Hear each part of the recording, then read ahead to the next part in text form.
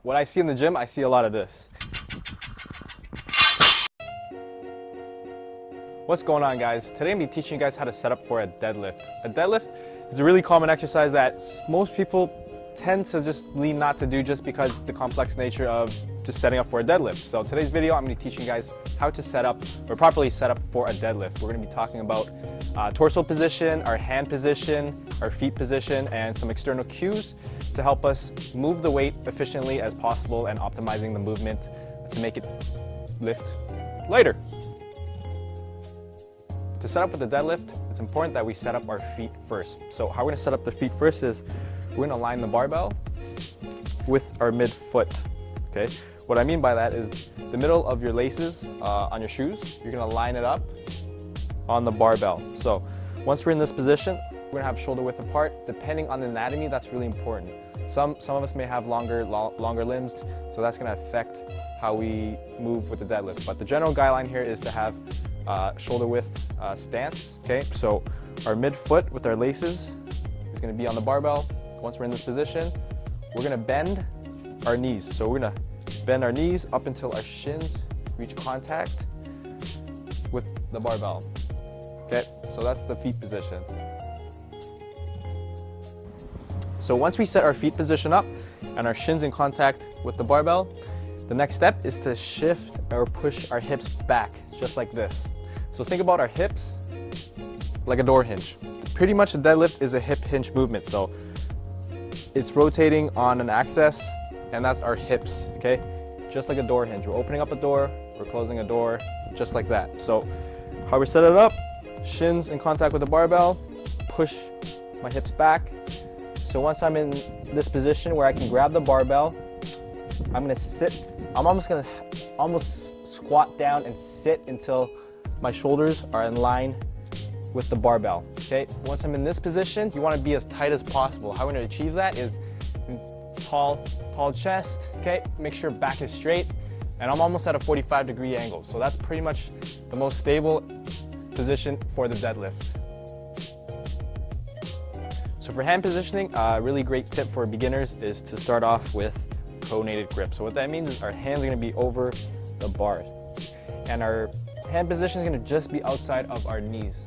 So when we set up, our hands are just gonna be directly outside of our knees, just like so, okay? So a good thing about pronated grip is balance. We can actually work a lot more on our forearms when we do an overhand grip compared to another variation, which is mixed grip, which is another topic to be discussed. So this is the hand position, pronated grip, especially good for beginners. So once we set our feet and torso position up, this is what the full movement's gonna look like. So set myself up, my laces are gonna be in the middle, my shin's gonna be in contact with the barbell, push my hips back. Okay, once I'm in this position, I'm gonna sit down up until my shoulders are aligned. You want a high chest, keep the back straight, neutral spine, keep the neck in line, just like that.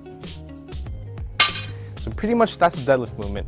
The next step, I'm going to be discussing the external cues, which is going to help make this lift actually easier to lift.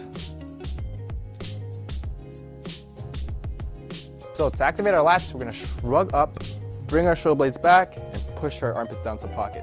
This is really key here right before we even pick up the weight. So to set it up, shrug, bring our shoulder blades back, push our armpits down to pocket. We're going to maintain this tension throughout the whole movement, even when we're lifting this up, just like so.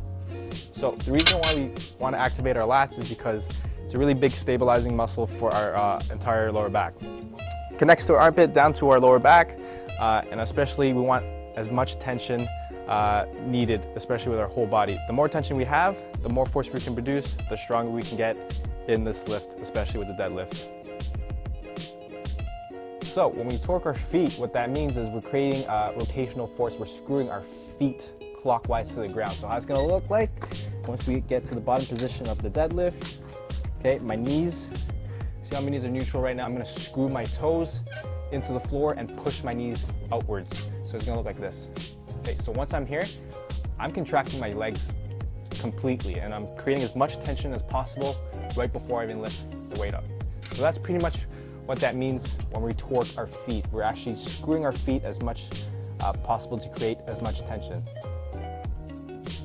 Cutting the slack off the bar pretty much means this, okay? So the bar's right here, watch. I'm not even lifting up the bar and you can already hear the sound. That's pretty much just means that the bar is loose. So when you're pulling the bar up, when you set it up, deadlift, okay, you need to pull the weight off as much as possible. You want to create as much tension without lifting the weight up. Sounds a little bit tricky, but you want to grab the bar, hold as tight as possible. Right before you even lift it off, you should hear a sound when you come up. Just like that, okay?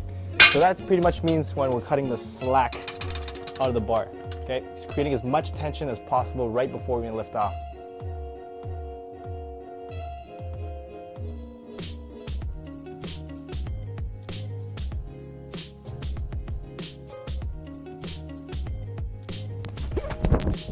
So, if you guys like the video, give it a thumbs up. Share the video. If you find this video useful, give it a thumbs up. Share the video. I'll see you on the next one.